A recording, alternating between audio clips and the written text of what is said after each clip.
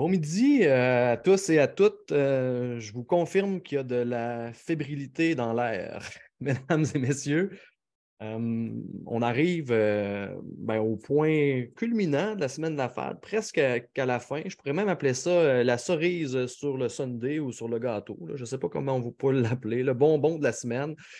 Je vois ça comme un genre de cadeau, en fait, qu'on vous fait, à vous, participants, participantes, pour passer ce vendredi midi-là avec nous autres. Je ne sais pas si Amélie, Marie-Christine, Christelle et Karine vont qualifier ça de cadeau ou de cadeau empoisonné. Quand je leur ai demandé de vous concocter un péchakucha, grande demande. Puis pour reprendre les paroles d'Amélie tantôt, elle me dit: Ouais, Maxime, je t'ai dit oui parce que c'était toi, mais je ne savais pas dans quoi je m'embarquais. Puis là, Amélie est partie en voyage pendant un mois. Là, elle est revenue. Puis là, je pense qu'elle a pris comme l'ampleur du projet de créer un péchakucha. Je ne sais pas si elle regrette. Je pense pas. Je pense pas. Elle est pleine, elle est tout en sourire ce midi. Même chose pour Marie-Christine, Christelle également, Karine, toute souriante. Puis là, tu sais, je ne sais pas si vous le voyez, mais j'essaie de vous mettre en confiance. Tu sais, les renforcements positifs, ça va bien aller. Marie-Josée Arnois qui s'en vient dans quelques secondes, aussi la meilleure pour faire du renforcement positif. C'est pour ça que je l'ai choisi d'ailleurs, pour animer ce péchakucha-là, cet événement-là. On est déjà à 101 participants, Marie-Josée. Je t'accueille comme ça, tout doucement, sur notre plateau. Comment vas-tu, ma chère? Allô Maxime, ben, ça va bien. On est content d'être rendu vendredi. Je vais t'avouer. Puis on est à la veille de la relâche. Je ne sais pas pour c'est vrai pour tout le monde, là, mais le congé du printemps s'en vient. Puis ben, c'est OK. Là, je pense qu'on est tous rendus là. Puis je suis vraiment contente là, de pouvoir animer cette activité-là. Mais merci beaucoup hein, de me faire confiance aussi là, pour Ben, l'animation de cette activité-là. c'est comme donnant entre Marie-Josée et Oui, c'est moi. ça. Elle me demande d'animer à la CCPQ. Je lui demande d'animer à la semaine de la FAD. Oui. Puis j'aime bien le commentaire de Sylvain qui dit: On dit souvent oui à Maxime sans mesurer l'ampleur de ses patentes. Ben absolument. C'est Oui. après ça. C'est après ça qu'on se rend compte dans quoi on s'embarque. Mais vous relevez tellement toujours les défis avec brio que moi, ça me fait. Puis vous me dites souvent oui, je suis très, très, très content encore une fois de t'avoir avec moi, Marie-Josée. Puis les quatre femmes aussi qui s'en viennent dans les prochaines minutes. Je pense qu'on va vivre quelque chose d'assez incroyable. J'espère que vous êtes bien confortablement assis, assises, mesdames et messieurs. Ça se peut que vous tombiez en bas de votre chaise. Ça se peut que la mâchoire vous débarque, là. Je ne sais pas quelle expression employer, mais on peut passer par une gamme d'émotions. Hein, Marie-Josée, quand on assiste à des péchés à couchants? Ben, oui, parce que ben, on a, tu sais, Maxime, qu'un pêche à coucha, ben, toi, tu le sais, mais est-ce que les gens dans l'assistance le savent? Pêche à coucha, c'est quand même rapide. Hein? Donc, ça se passe en 6 minutes 40. Donc, en 6 minutes 40, d'être capable de livrer un message, de toucher les gens aussi à travers ce message-là. Mais moi, j'ai tellement confiance aux 4 personnes qui sont là. Il y en a que je connais de plus loin, il y en a que je connais de plus proche, mais je suis persuadée que toutes sont des femmes de cœur. Donc, ça sera avec le cœur qu'elles vont vous parler d'inclusion là, ce midi ensemble. Moi, je veux juste te dire aussi, Maxime, comme on est de midi à 13 heures, on est inclusif de la sandwich Oui. aussi. Donc, vous pouvez manger en même temps, là, il n'y a pas de problème, on ne prendra pas ça comme étant vous n'êtes pas mal élevé, vous n'êtes pas c'est correct.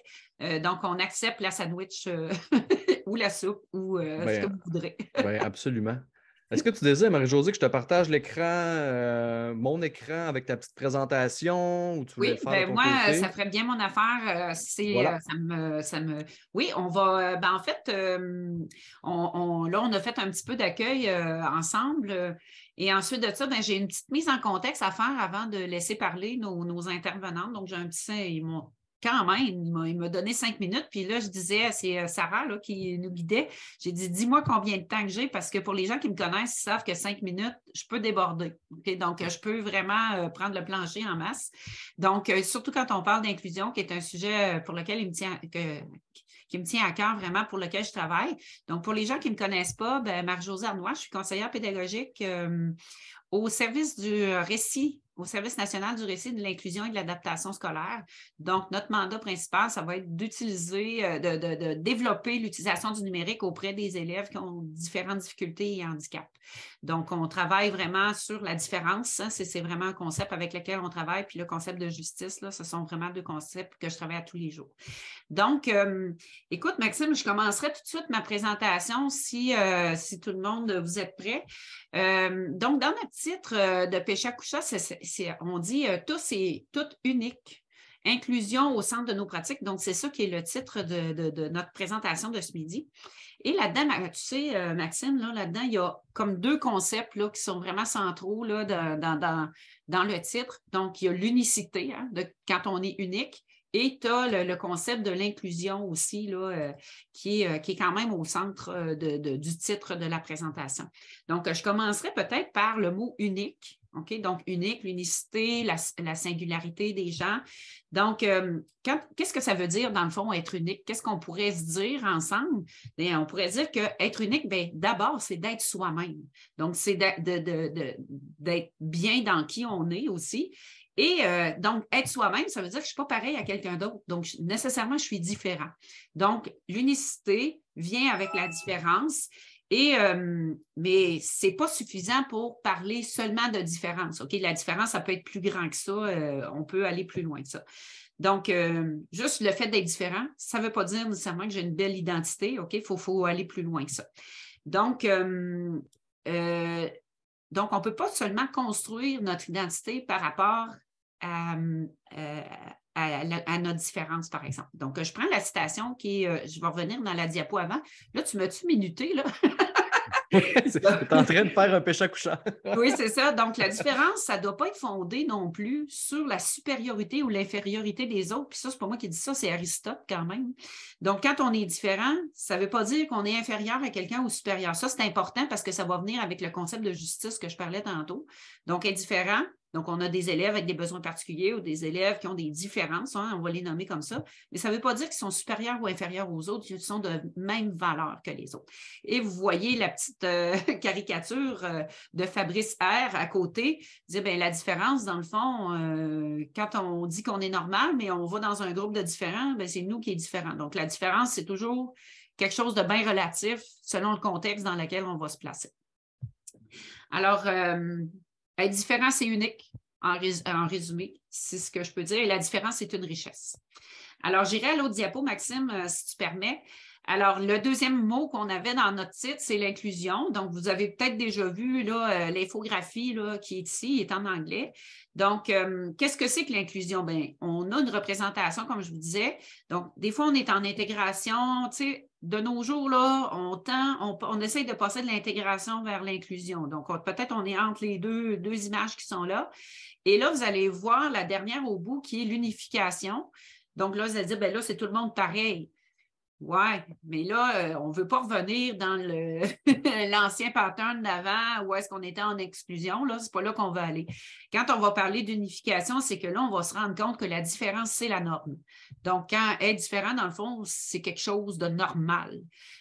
Donc, puis je reviens avec l'unicité de qui on est dans notre personnalité. Donc, c'est normal d'être qui on est. Et je vais prendre quand même au vol la citation de Claudia Brin-Woody. Pour les gens qui ne la connaissent pas, c'est la vice-présidente et la directrice de la gestion de la propriété intellectuelle de IBM. Donc, elle, ce qu'elle dit, c'est que inclure, ça ne veut pas juste dire « je t'autorise à être là ». C'est beaucoup plus que ça, l'inclusion. L'inclusion, ça dit que tu as de la valeur à mes yeux. Donc, comme personne, tu es là, puis tu peux apporter au groupe. Donc, les équipes brillantes réaliseront des choses extraordinaires, mais les équipes réellement diversifiées, elles, vont réaliser l'impossible. Donc, quand je disais que la différence est une richesse, il faut aller chercher. Oui, on est souvent confronté justement à cette différence-là, mais on va observer peut-être juste ce qui est négatif, mais on pourrait observer aussi l'apport de cette différence-là parce qu'il y a vraiment des capacités très intéressantes à aller chercher. Et je vais aller mon autre diapo. Je ne sais pas, j'ai passé mon 5 minutes, tu me le diras. Donc, c'est en fait une citation que vous avez déjà, je vous l'avais dit de toute façon que je parlais beaucoup. Donc, c'est une citation aussi que j'utilise beaucoup dans mes rencontres avec des enseignants, avec des conseillers pédagogiques. On parle tout le temps d'environnement capacitant. Donc, qu'est-ce qu'on met autour de l'élève qui a des difficultés? On va dire quand une fleur ne fleurit pas, c'est l'environnement qu'on va corriger. On va mettre de l'engrais, on va mettre de l'eau, on va lui donner du soleil. Ce n'est pas la fleur. Tu sais, la fleur, elle est comme ça avec ses conditions.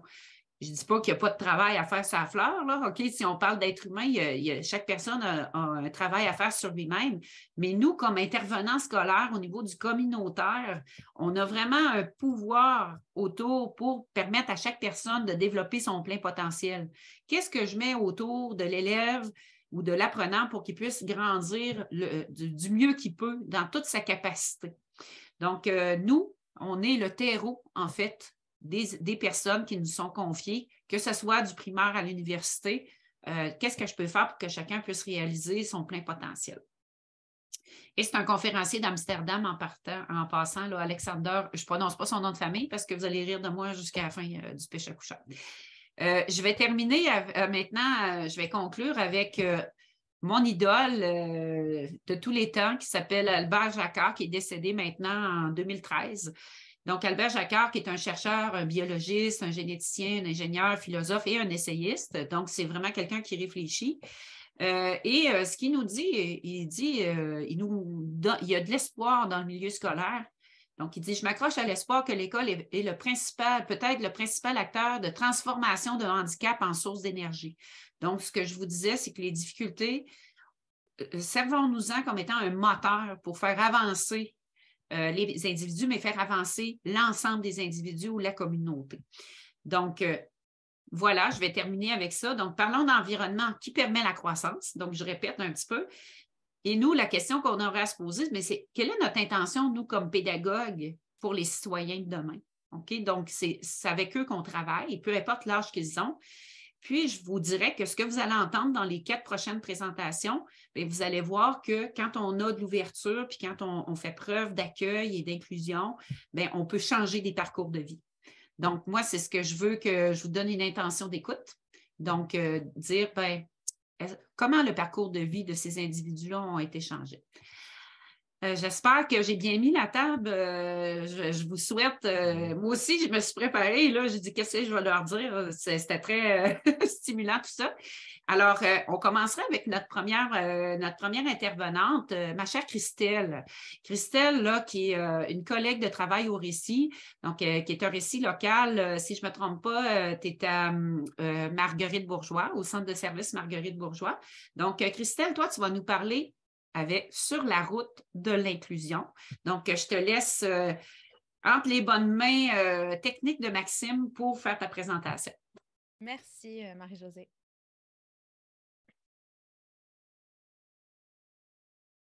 Est-ce que tu veux que je te fasse un petit décompte, Christelle, avant de partir? Oui. Est-ce que, en fait, le partage d'écran... Oui, voilà. Fais-moi un petit décompte si ça te va, s'il te plaît, ça m'irait. Oui, je vais te faire un 3-2-1 go, puis tu vas pouvoir démarrer au rythme de la vidéo. Ah, super. Génial. T'es prête? Oui. OK. Donc, les amis, on s'installe confortablement. Ça démarre dans 3, 2, 1, c'est parti. Je suis vraiment contente et nerveuse d'être avec vous aujourd'hui. Merci d'être là. Je vous emmène avec moi dans un petit périple pour retracer la route de plusieurs personnes qui, comme moi, sont issues de la diversité ethnique. En fait, c'est l'histoire de Malcolm, de Zahra, de Carlos, de Fatou. C'est aussi l'histoire de Wanyou, de Christelle. L'inclusion à l'eau de large, elle peut concerner les minorités ethniques, les personnes ayant un handicap, la communauté LGBTQ+, les premiers peuples. Moi, je vous parlerai de l'inclusion des personnes immigrantes. C'est maintenant près du tiers des élèves du Québec qui sont issus de l'immigration de première ou deuxième génération. Et c'est important que l'école s'y attarde. 7, 10 ou 15 ans, c'est jeune pour vivre la guerre, pour voir des gens autour de nous mourir. C'est jeune pour comprendre qu'on n'a pas le temps de faire nos adieux à toute la famille avant de fuir. Il n'y a pas d'âge pour vivre ces événements. Alors, je vous plonge dans 6 exemples qui ont tantôt aidé, tantôt nui à l'inclusion des élèves issus de la majorité mondiale. Dans sa première journée à l'école, cet élève a été explicitement accueilli, rendu à l'aise par des mots de sa langue maternelle et une douce activité pour lui faire connaître sa classe. Même après quelques semaines d'intégration, son enseignante ne lui a pas demandé de faire une présentation sur son pays natal et ils vécurent heureux. Pour faire un lien avec le vécu de son élève, ici, l'enseignante a choisi de faire un réseau littéraire sur la guerre et elle s'est dit que l'élève pourrait partager son expérience pour enrichir les discussions. Malheureusement, les conséquences étaient graves parce que ça n'a fait que plonger le jeune dans son trauma et ça l'a choqué d'entendre les personnes autour de lui romancer la guerre. Cette belle soirée de jeux de société avec les familles où tout le monde joue, parle dans sa langue, les règles des jeux de société étaient tantôt modifiées, tantôt respectées, mais les rires se faisaient entendre partout à l'école. Il y avait un sentiment de sécurité et de plaisir qui régnait. La culture et la langue des familles étaient vraiment accueillies et respectées. Tu viens d'où? Je suis québécois. Non, mais ton accent, tu viens de quel pays? D'ici. Ouais, mais vraiment, tes parents, ils viennent d'où? De l'Iran, madame. Ah, ça explique tout. C'est tout ce que ça aurait pris pour que cet élève étouffe sa personnalité. Du haut de ses 10 ans, il a décidé d'éviter de sortir du lot, appris à ne plus parler trop fort, il s'est pratiqué devant le miroir pour ne plus parler avec ses mains.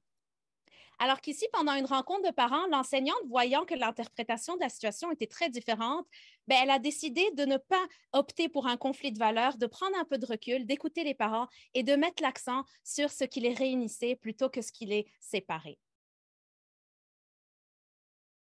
T'as pas l'air professionnel avec tes cheveux bouclés, ça ne fit pas vraiment dans la culture du milieu.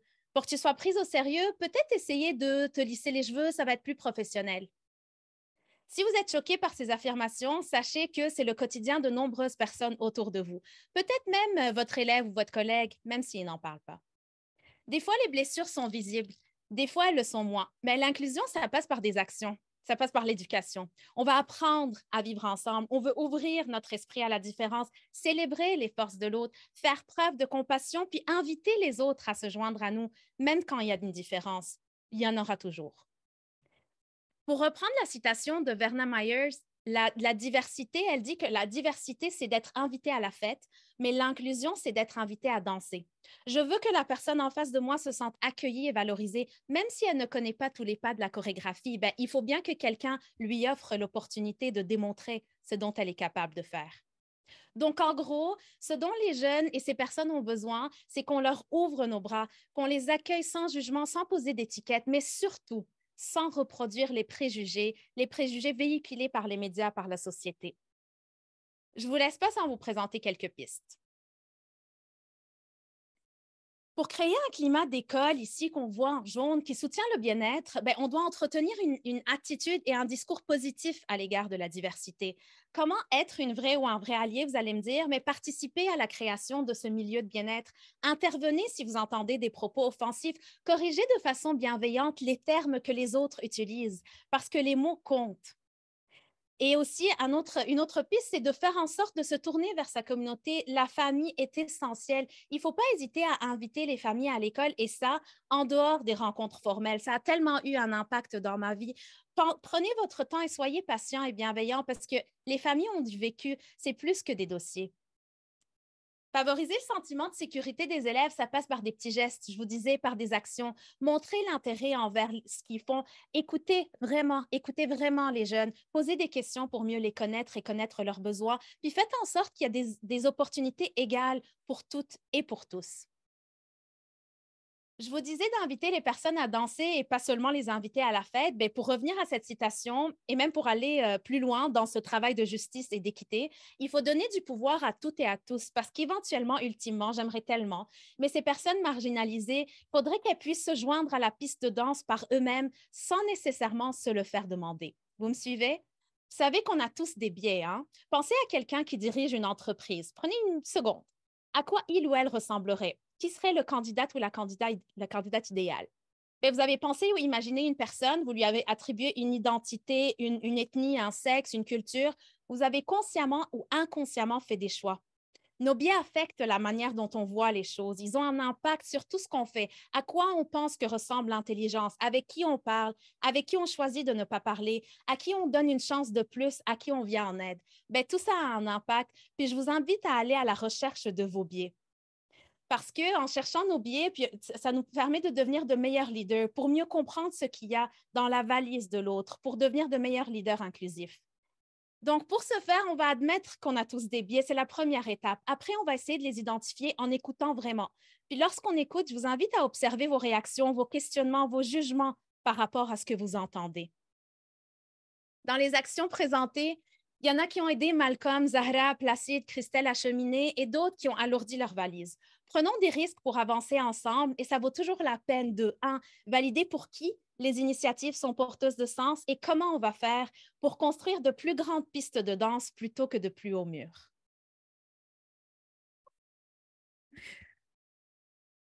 Oh, wow, Christelle! Hey, écoute, c'est vraiment... j'avais pas vu la présentation, là. Je suis vraiment impressionnée par ce que tu as dit. Tu te sens bien, là? Oui. Ben, écoute, moi, je peux dire que tu as vraiment un message là, qui mériterait d'être entendu. J'espère que ça a été enregistré là, pour que d'autres personnes puissent réutiliser ce que tu as dit. Écoute, moi, là où est-ce que j'ai eu des frissons, là, que je te dirais que ça m'a vraiment ému, là, c'est quand tu parlais que c'était pas juste des dossiers. Donc, on avait, je le dis, là, puis j'étais encore, tu sais, toute, j'ai le poil sur le dos. Mais tu sais, c'est pas juste des dossiers. On a vraiment affaire à des êtres humains, puis il y a vraiment des réalités derrière ça, puis on peut pas connaître la vie des autres. Hein. Donc, c'est vraiment touchant ce que tu as dit. Puis, est-ce que nous, on est là pour alourdir les valises ou pour les alléger comme intervenants? Donc, ça, je garde ça en tête, ma belle Christelle. C'est sûr que je vais réutiliser cette phrase-là. Merci, Je vais te la voler. Je vais te la voler. Bravo pour ta présentation. Ça a été vraiment, je vous l'avais dit, hein, c'est dit avec le cœur. Hein, c'est venu directement, c'est le tuyau du cœur, comme on dit. Donc, je te félicite, Christelle. Merci beaucoup pour ce beau témoignage. Merci. J'ai tout vidé, j'ai plus de mots, donc je vous laisse continuer. Quel courage. Merci beaucoup. Alors, on passera à notre deuxième intervenante, si vous voulez bien. Alors, Marie-Christine. Là, elle m'a donné un titre de sa présentation, chère Marie-Christine. Marie-Christine, j'aurais besoin, attends un petit peu, il faut que je remonte un petit peu dans mon affaire. Marie-Christine est conseillère pédagogique en technologie éducative pour les centres de formation de l'UQAC, donc c'est dans le coin de Chicoutimi, et elle est chargée de cours aussi. Et la présentation, ben, elle m'a dit, dis juste le mur.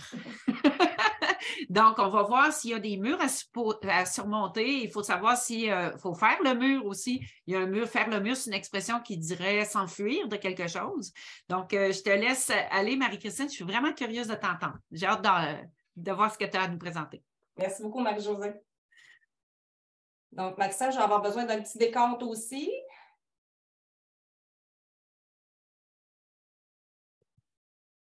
Que Maxime est là.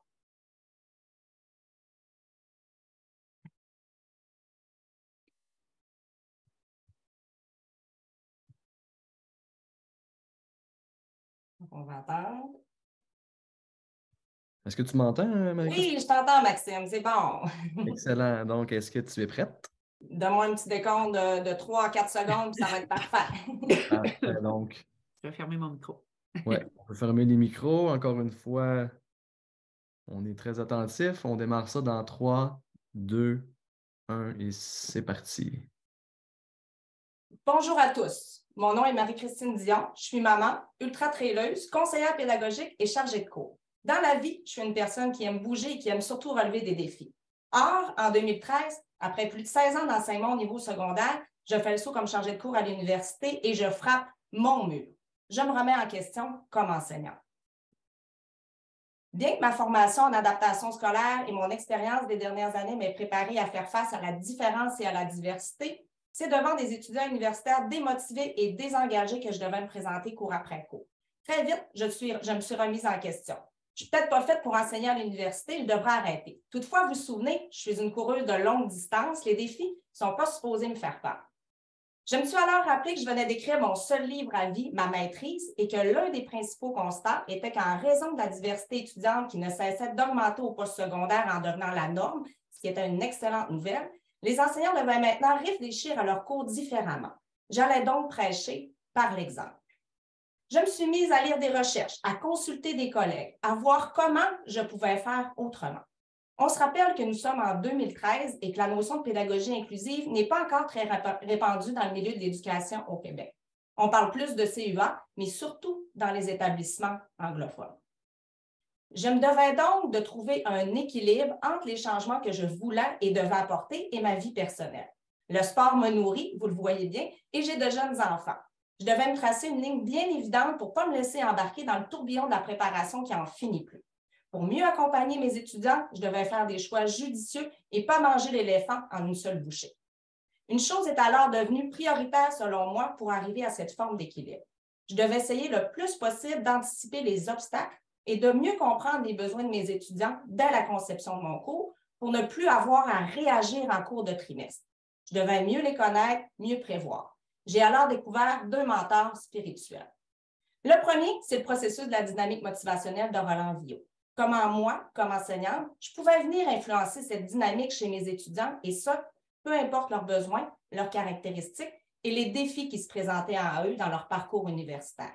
Comment puis-je faire la différence? Le second est le livre de M. Saint-Onge, « Moi j'enseigne, mais eux apprennent-ils » Une question que je me pose systématiquement depuis 2013 lors de la conception de mes cours.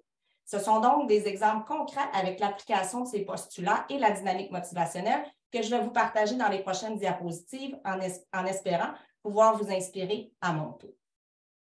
Cette figure représente très bien la démarche que j'effectue pour réfléchir à ma pratique pédagogique. C'est un tableau que j'ai coécrit avec ma collègue Céline Péchard de l'Université de Montréal. En respectant cette démarche, je m'assure de l'alignement pédagogique de mes cours et je suis en mesure de mieux accompagner tous mes étudiants. Je fais aussi maintenant parvenir systématiquement en début de session un courriel de bienvenue à mes étudiants, puis je les invite à compléter un questionnaire. Pour être plus humaine, il faut que je connaisse les humains qui seront devant moi. Il faut que j'ouvre le dialogue. J'ai même inclus de nouvelles questions sur les préférences de mes étudiants, à savoir comment ils ou elles veulent être appelés ou interpellés en classe. Je suis sensible, je suis plus humaine. Pour aider mes étudiants plus anxieux et qui ont plus de difficultés dans l'organisation, j'ai revu complètement la structure de mes cours sur Moodle pour rendre le tout plus clair selon les modalités de mon plan de cours. Les étudiants adorent cette nouvelle structure et n'ont plus l'impression de se retrouver dans un ramassis de documents pêle-mêle. En m'organisant mieux, j'aide mes étudiants. Je suis aussi devenue une vidéaste amateur à toutes les sauces. Plan de cours, consignes pour un examen, pour répondre à une question, explication d'outils. Je ne m'aime jamais sur ces vidéos, mais les étudiants en redemandent. Ça leur permet de réécouter le contenu, m'évite d'avoir à répéter et lève souvent la barrière de la langue pour un étudiant pour qui la langue première ne serait pas le français. Depuis de nombreuses années, j'intègre aussi la carte conceptuelle dans mes cours. Prise de notes, révision, résumé de lecture. Avec la venue de ChatGPT, c'est en plus une excellente avenue pour évaluer autrement mes étudiants, tout en mettant de côté les examens plus traditionnels ou facilement Google. Pour mieux accompagner mes étudiants, je rétroagis souvent sur leur production. Ça me permet de m'assurer de la compréhension des consignes et ça permet aux étudiants de me fournir un travail d'une plus grande qualité puisque je suis là à toutes les étapes pour les aider. Encore une fois, ici, le dialogue se poursuit entre eux et moi. Je varie aussi énormément les stratégies en classe et en dehors de la classe afin de permettre à tous de pouvoir s'exprimer librement et parfois anonymement sur des sujets en lien avec les contenus enseignés. Jamboard, sondage en ligne, tableau blanc, Google Forms, tempête d'idées. Bref, je permets à tous de s'exprimer en dehors du traditionnel papier-crayon ou de la main levée en classe. La création de grilles à échelle descriptive a aussi fait partie des améliorations que j'ai apportées dans les dernières années. Elles permettent de diminuer l'anxiété de mes étudiants puisqu'ils connaissent explicitement les attentes et ça vient influencer leur perception de contrôle. Ça facilite mon jugement évaluatif et ma rétroaction et en plus, croyez-le, ça permet de recevoir des travaux d'une plus grande qualité. Pour donner de la valeur aux tâches que je demande aux étudiants, je fais des liens concrets avec les évaluations et les compétences à développer dans les cours. C'est souvent super clair dans ma tête. J'ai tout simplement explicité le tout pour répondre à la fameuse question « Qu'est-ce que ça va donner, madame, de faire ce travail? » Pour venir jouer maintenant sur la perception de contrôle, j'offre maintenant des choix, quand c'est possible, dans la forme d'une évaluation ou dans le mode de prestation du cours. Par exemple, je permets aux étudiants de répondre à 10 des 15 questions à court développement. D'expliquer leur cadre conceptuel sous la forme soit d'une vidéo ou d'un texte, ou la possibilité d'assister à 2 des 4 séances comodales prévues au calendrier. Après 10 ans, je crois maintenant vraiment être sur la bonne voie pour mieux accompagner la diversité étudiante. Chaque étudiant est maintenant pris en compte à part entière dans ma classe pour avoir trouvé une bonne recette. J'ai le sentiment de former adéquatement mes futurs enseignants. C'est seulement le chemin pour y arriver qui est parfois différent. Au final, ma paye, c'est quand je rencontre une personne à l'épicerie ou encore mieux sur un sentier de course ou de longue randonnée et qui dit aux personnes qui l'accompagnent, tu sais, c'est la prof dont je t'ai souvent parlé, celle qui ne fait jamais rien comme les autres, mais qui a fait en sorte que j'ai persévéré. Je me dis que ma job est faite, que j'ai réussi à être plus humaine et à me rendre au sommet du mur que j'avais frappé en 2013. Bravo, Marie-Christine, bravo. Et j'ai le goût de te dire comme ça spontanément, mais quelle belle professionnelle tu es. Tu réfléchis en dehors de la boîte. Moi, j'aime vraiment ça. En tout cas, je pense qu'il va falloir qu'on devienne amis sur Facebook. Il va falloir qu'on se parle plus souvent. Donc, vraiment, je trouve que j'aurais le goût de te dire, tu sais, tantôt, je parlais de terreau fertile, là. C'est ça que je parlais. Donc, de faire en sorte que tu mets à la disposition de tes élèves vraiment tout ce qui est possible pour qu'ils puissent différents moyens de représentation, différents moyens d'action. Tu reconnais dans quel camp théorique je suis. Donc, avec la conception universelle des apprentissages, tu as réussi à l'actualiser. Puis c'est sûr que toi, tu travailles au niveau de la charge de cours, au niveau des universités, mais c'est applicable là, dans tous les ordres d'enseignement. Ouais. Et comment tu te sens? Est-ce que tu es contente d'avoir passé au travers? Oui, je vous dirais que c'est plus stressant que de courir 160 km. Oui, mais grâce parce que tu as appris à te gérer dans ton 160 km, fait que là, tu as été capable de te gérer dans 6 minutes 40. Exactement. Merci. Merci beaucoup, Marie-Christine. Très inspirant aussi sur le plan professionnel. Tu nous as montré vraiment concrètement comment ça pouvait s'articuler justement tout ça sur le plan pédagogique. Puis ce que j'ai compris de ce que tu as dit, c'est que c'est beaucoup dans la planification. Hein? On met beaucoup d'énergie sur la planification, mais on sauve du temps après. Donc, voilà. Merci beaucoup. On serait rendu à notre troisième intervenante, Madame Amélie Bédard, mesdames et messieurs. Donc, Amélie, que je connais depuis quelques années quand même, puis parce que ça s'adonnait, hein, Amélie, qu'on avait le même genre de dossier. Donc, avant d'être, présentement, tu es coordonnatrice au service éducatif aux Premières Seigneuries, au Centre de service scolaire des Premières Seigneuries, mais avant, tu étais quand même conseillère pédagogique en inclusion. Donc, c'est pour ça qu'on se connaît. Donc, je suis vraiment contente de t'accueillir, Amélie. Puis, Amélie, toi, tu m'as dit, ma présentation, c'est un mot, croire. Donc, on va créer avec toi. Puis peut-être qu'à la fin, on ne créera pas ça. Fait que je vais te laisser présenter, faire ta présentation, puis on revient après là, avec ce que tu as dit. J'ai hâte de t'entendre. Merci Marie-Josée, puis chapeau à mes collègues qui ont passé avant moi. Tu me donnes le décompte, Maxime? Oui, absolument. Est-ce que tu es prête? Tout à fait. Oui, OK. Donc, on démarre ça dans 3, 2, 1 et c'est parti. Bonjour tout le monde, très heureuse d'être là malgré ma nervosité. Moi, je suis une fille très motivée dans la vie, surtout quand ça a un lien avec l'humain, le cœur, l'inclusion scolaire. Donc, comme Maxime l'a dit tantôt, moi, j'ai dit un gros oui sans savoir dans quoi je m'embarquais. Puis, quelle allait être la cible de ma présentation? J'en ai choisi une simple parce que moi, je suis une fille simple. J'ai été professionnelle en inclusion scolaire pendant plusieurs années, puis j'ai eu la chance d'accompagner plusieurs équipes écoles et de belles histoires d'élèves. J'en ai vu. C'était difficile pour moi d'en sélectionner une. Alors, je me suis questionnée quelles étaient les conditions gagnantes à toutes ces réussites. Puis, il y a un mot-clé qui est ressorti de toutes ces belles histoires, c'est croire. Voici ma cible. Croire en soi, croire aux adultes que l'on accompagne, croire en nos collègues, croire en nos élèves. C'est tellement important de croire que c'est possible.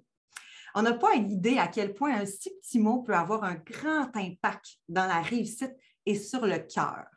Le cœur, un autre mot fort de sens pour moi. Prendre soin du cœur des élèves et celui des adultes. S'assurer du bien-être de tous. Pour moi, le cœur, c'est une porte d'entrée de la réussite éducative. Aujourd'hui, j'ai le goût de mettre de l'avant les adultes, les équipes écoles qui soutiennent cette belle diversité dans notre salle de classe et qui permet aux belles histoires de se réaliser. Face à la diversité en salle de classe, malgré toute la belle richesse que ça apporte, l'enseignant peut parfois se sentir dépassé, surchargé, impuissant, et j'en passe là, parce que je manquerai de temps. Il peut avoir de la difficulté avec certains élèves qui représentent un plus grand défi au quotidien et que pour continuer de croire en ses élèves, il y a parfois besoin qu'on croie en lui aussi. Que son équipe croit en lui, que les conseillers pédagogiques croient en lui, que les parents croient en lui, etc. Que nous soyons une communauté bienveillante. Une communauté bienveillante qui prendra le temps de se soucier de chaque personne dans ses gestes et ses paroles et s'encouragera à prendre soin les uns des autres. S'assurer de tisser un filet de sécurité autour de nos élèves. C'est de créer cette communauté d'adultes bienveillants qui croient les uns en les autres afin que l'on puisse poser un regard positif sur les élèves, croire en eux. Et si face à tous les défis qu'on vit actuellement en milieu scolaire, on unissait nos forces, peut-être qu'on pourrait trouver la clé de la réussite. On dit souvent que les réponses que l'on cherche sont souvent dans la bouche de nos élèves.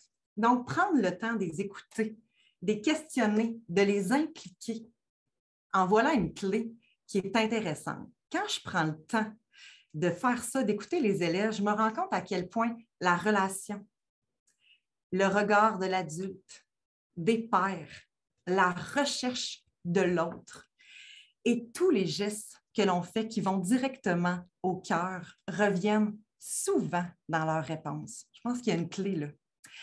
Et oui, pour ceux qui me connaissent, je reviens encore et toujours au cœur, à cette image.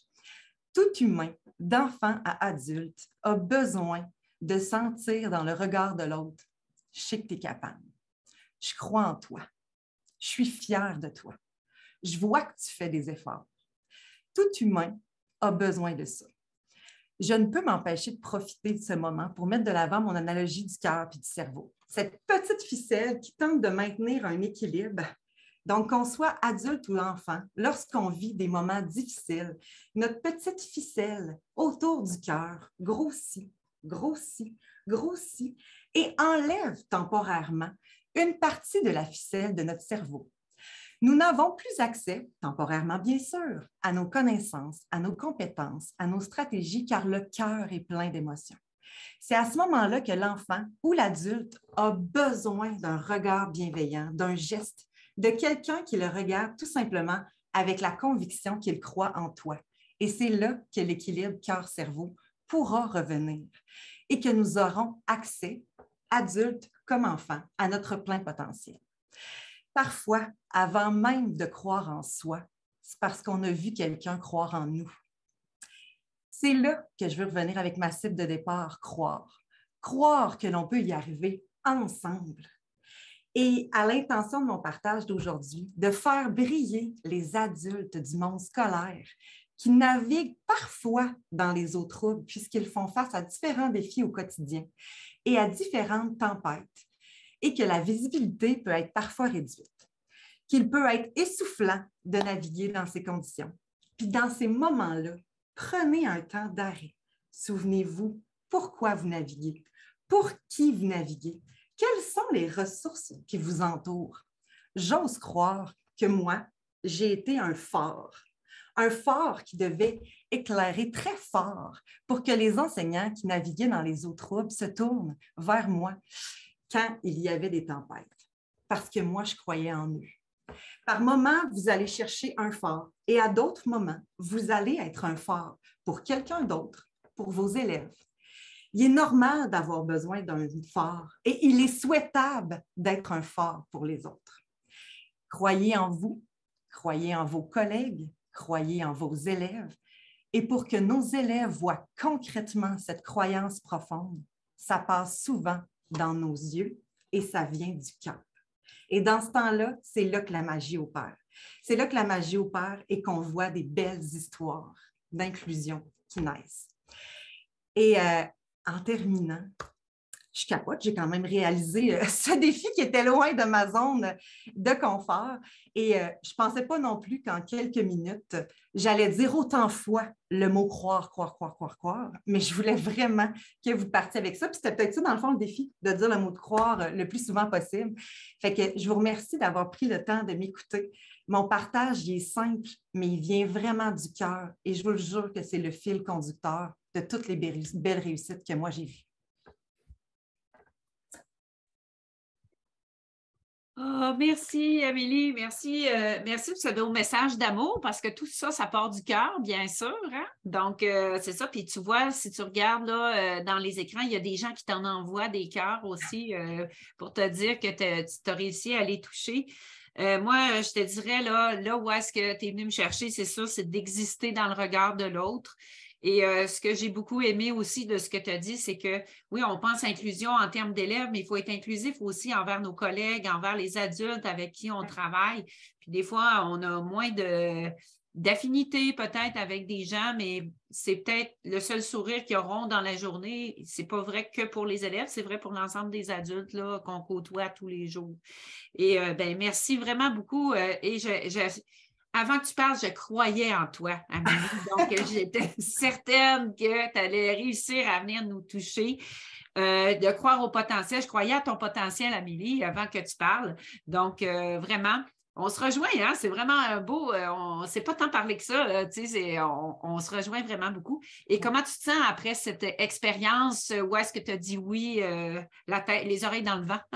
J'aime ça. C'est le fun de sortir de notre zone de confort. Puis je suis très contente de l'avoir fait puis d'avoir passé un message simple, mais je pense qu'il faut qu'il reste dans nos cœurs pour aider nos élèves. Mais comme tu dis, c'est un mot, mais il y a vraiment beaucoup. C'est plus grand que quelques lettres. Ça va beaucoup plus loin que ça. Oui. Merci pour votre confiance. Merci, Maxime. C'est bon. Il nous reste, merci Amélie, il nous reste une dernière intervenante, Karine Desraspes, qui est aussi une femme de cœur pour continuer dans l'idée d'Amélie. Donc, on voit notre enchaînement est logique. Hein? Donc, Karine, qui est conseillère pédagogique au Cégep de la Gaspésie et des Îles. Karine, qui est pour moi, je vais reprendre ton mot, OK, Amélie. Pour moi, ça a été un coup de cœur il y a quelques années quand je l'ai rencontrée. C'est comme. Tu sais, il y a des gens qui arrivent sur ta route, puis tu fais comme, ben oui, c'est pas compliqué, ça connecte tout de suite. Alors, Karine, toi, tu as un récit de vie à nous raconter aujourd'hui. Tu ne m'as pas laissé de mots nécessairement. Le soleil, peut-être, on pourrait-tu dire, qu'est-ce qu'on pourrait dire? La mer? Est-ce que vous m'entendez bien, mon micro? Oui, je t'entends. Oui, c'est bon, c'est bon. Ben moi, je peux vous dire que je suis full émue. Je l'étais avant que ça commence. Donc là, c'est vraiment chargé d'émotions. Moi, c'est vraiment l'humain que je vais mettre en avant-plan. Vous allez voir des humains. Les humains pour qui on veut faire tout ça. Donc oui, récit de vie des cocos que j'aime beaucoup. Un grand Alexis que j'ai accompagné, en tout cas, bref. Mais oui, c'est ça. Fait que c'est vraiment autour de l'humain, du cœur, de la bienveillance. Alors, je te laisse la place, ma chère Karine, puis Maxime va te donner le décompte probablement. C'est bon.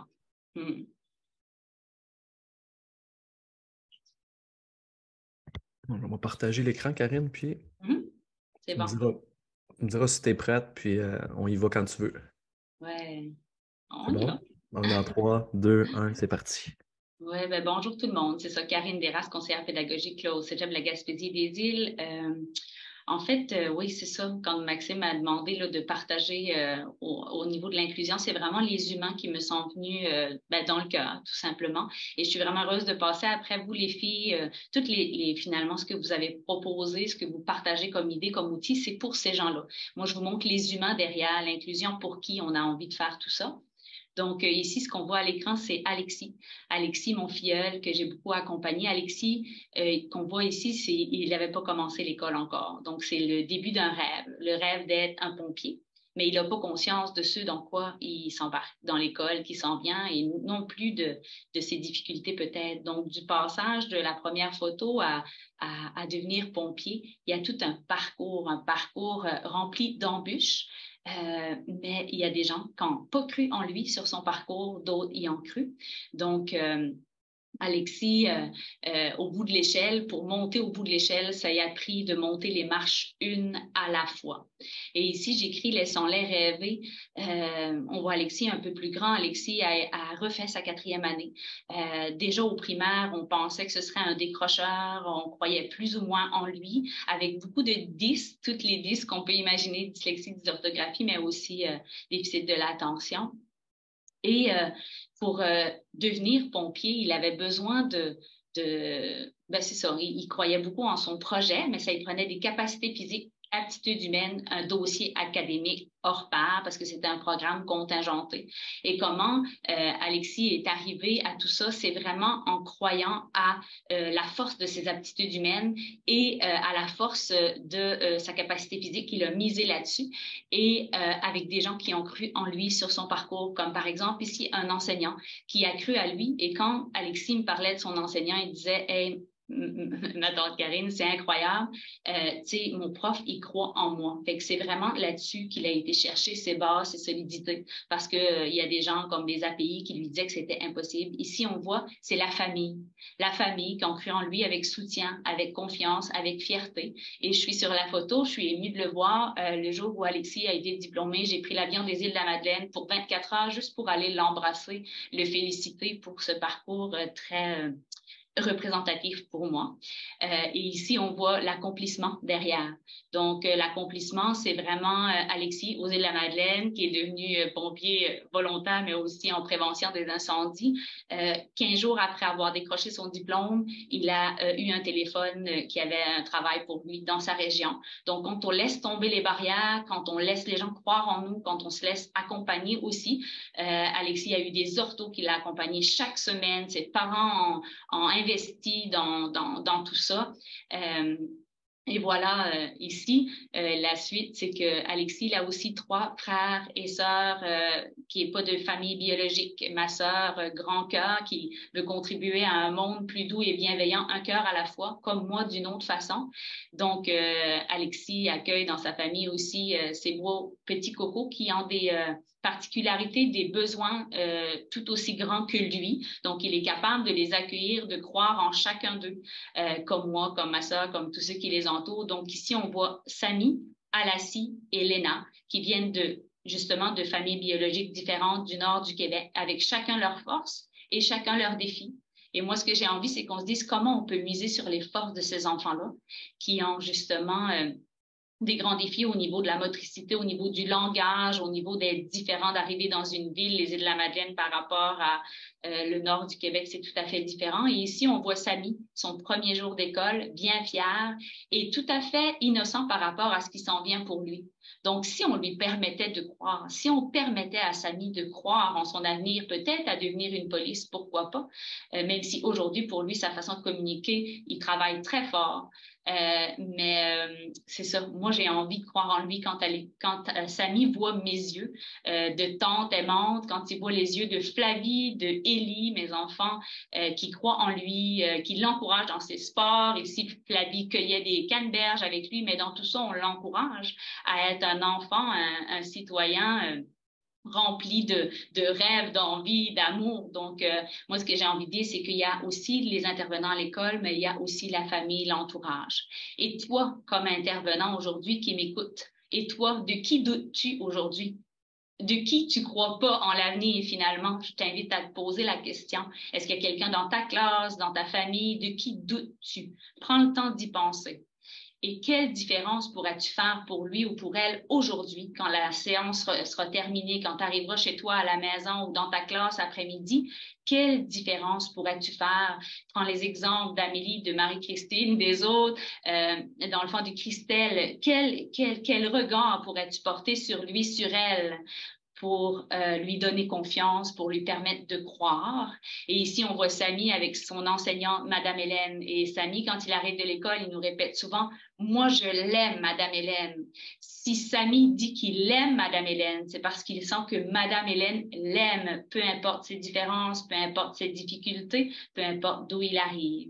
Et ici, on voit Samy Alassi, avec son grand frère Alexis, une diversité d'humains tout aussi merveilleux les uns que les autres, avec des cœurs en or et avec douceur, bienveillance, confiance, avec des regards, des gestes, des paroles qui ont pu être portés vers eux.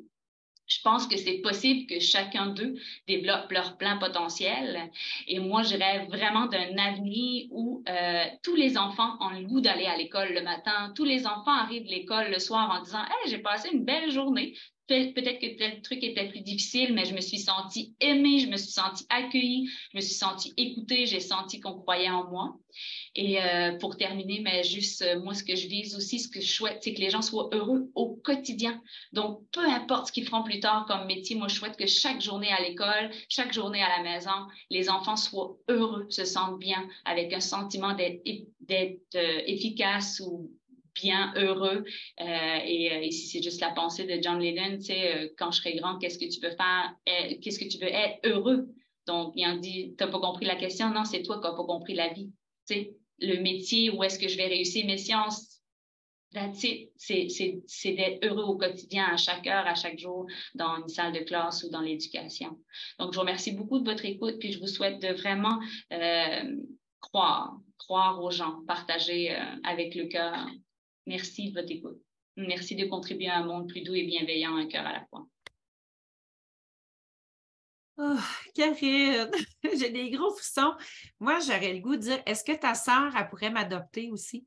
J'irais tellement dans ta famille. Tu sais, on voit que vous êtes des beaux humains, qu'elle veut prendre soin, tout le monde autour de ces enfants-là. C'est l'amour des enfants là, qui sont vraiment là pour qu'ils puissent grandir. Puis, tu sais, Alexis, hein, c'est comme ça qu'il s'appelle. Oui, Alexis. Oui, bien, pour les tout petits qui viennent d'arriver, je trouve que c'est un vrai modèle de résilience et de persévérance. Dire, malgré les difficultés, là, on va faire en sorte, on va tout prendre on ne prendra peut-être pas l'autoroute 20. Je ne sais pas si l'autoroute 20 se rend aux Îles-de-la-Madeleine, mais on ne prendra pas toute l'autoroute 20. Des fois, c'est la 132. Puis, avec la 132, on arrive quand même à notre objectif. Puis, sais-tu quoi? Quand on prend la 132, la vie est bien même plus belle. On voit bien plus de décors, puis on voit plus qu'est-ce qui se passe autour. C'est pas juste sur une ligne droite. Donc, félicitations, Alexis. Puis, je souhaite que les enfants qui sont arrivés dans la famille, là, moi, je vais reprendre les mots d'Amélie. Je crois qu'il va y avoir vraiment beaucoup d'amour, puis vous allez les propulser vers l'avant. Et comment tu te sens, Karine, après ça? Oui, ben, je me sens vraiment, on dirait que fou, ça relâche parce que, tu sais, je me sentais émotive depuis ce matin quand je parle des cocos, quand je parle d'Alexis, de son parcours, ça me touche dans le plus profond de mes tripes. Puis là, quand j'entendais les autres expliquer comment y arriver, tu sais, dans les salles de classe avec les intervenants, ça me touche vraiment. Puis je veux juste partager quelque chose que j'ai pas dit, c'est qu'Alexis, on lui a proposé un parcours en 5 ans au lieu de 3 ans. Donc, pour arriver à ses fins, il y a eu un chemin différent. 3 ans, il disait, tu peux pas y arriver, tu peux pas, Alexis. Bien, moi, j'ai dit, attends, on va voir comment on peut faire. J'ai juste le goût de vous dire que j'ai pris son parcours pour être pompier. J'ai mis en jaune tout ce qui pouvait être fait en formation générale aux Îles-de-la-Madeleine avant de prendre la route pour Québec. Puis, il a tout fait ça en 2 ans, puis sa technique de 3 ans, mais il l'a allégé. Il a été terminé là-bas avec, justement, tu sais, plus de... Ben, il pouvait plus y croire, dans le fond. C'était plus adapté à lui, finalement. Puis, vraiment, fait que c'est ça. Je me sens pleine de fierté pour son cheminement. Puis je crois énormément au parcours des suivants parce qu'on les regarde avec des yeux remplis d'amour puis on croit en eux. Là, on vient d'avoir arrivé Maxime. Fait que là, j'imagine qu'on on s'en va vers la conclusion. Est-ce qu'il y a des questions, Maxime? Est-ce que c'est pour ça que tu voulais intervenir, que tu te présentais? Est-ce qu'il y a des questions pour nos intervenantes? Il nous reste à peu près 5 minutes. Ben, en fait, Marie-Josée, oui, je peux vous retrouver là, ici sur OK, je pensais que tu étais en train de me dire quelque chose. C'est un message subliminal. Pas du tout. Là, toutes les filles s'en viennent nous rejoindre. Donc, Amélie, Marie-Christine, Christelle, Karine. Marie-Josée, si tu veux prendre... Il reste 5 minutes. Si tu veux jaser avec elle, puis... Ben, en fait, il n'y a aucune question dans le chat. C'était plutôt des commentaires. Les gens vous ont trouvé vraiment touchante, tout à votre façon. Puis c'était vraiment plusieurs facettes de l'inclusion, plusieurs facettes de l'être humain.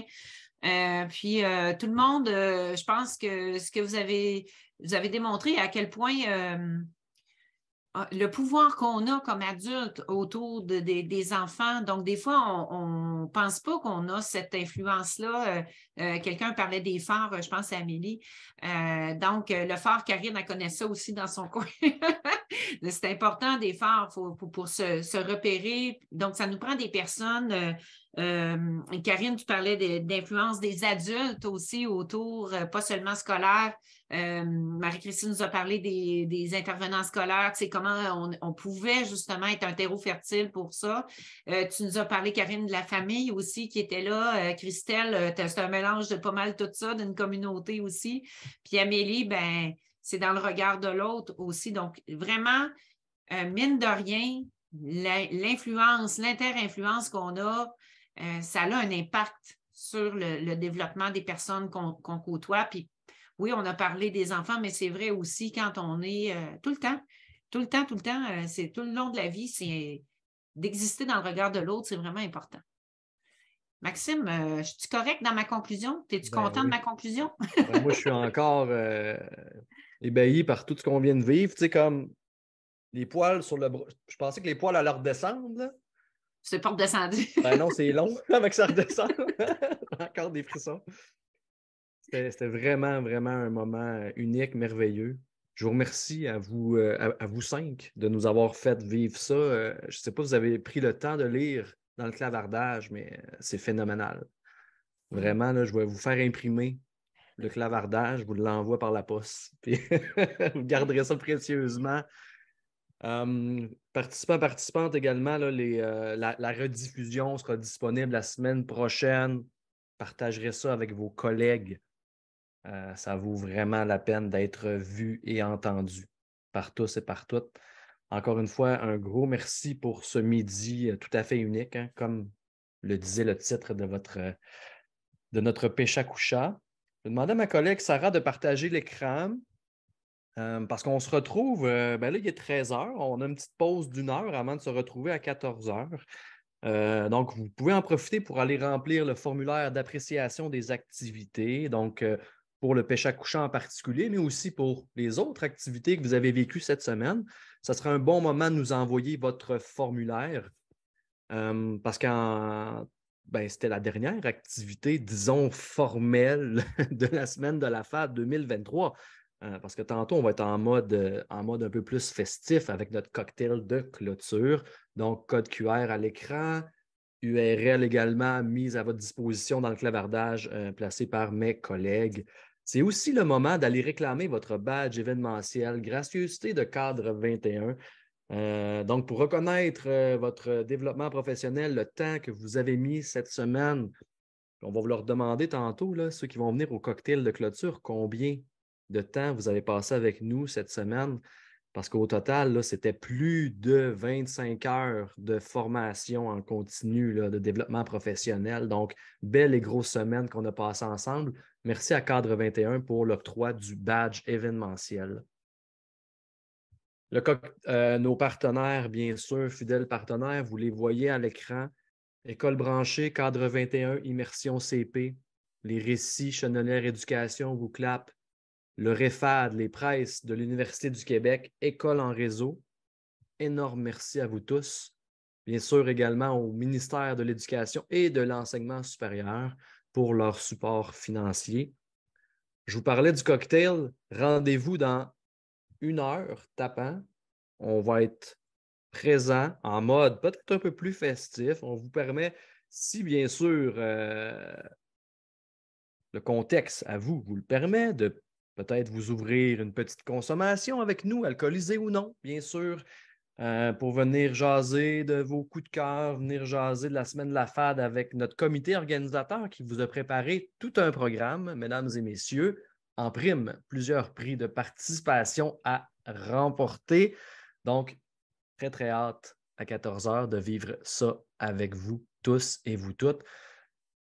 Je vous dis encore merci. Pour ce que vous nous avez fait vivre lors de ce Péchakucha, mesdames, donc Karine, Christelle, Marie-Christine et j'oublie quelqu'un. Je suis encore sous le coup de l'émotion. Et Amélie, désolé Amélie, je suis encore sous le coup de l'émotion. Marie-Josée, pour ton animation, un très grand merci aussi. Donc, je pense qu'on est quitte, Marie-Josée, en termes d'animation maintenant. Merci à vous tous. On se revoit, juste le temps d'aller dîner. Puis, on se revoit à 14h. À tantôt tout le monde.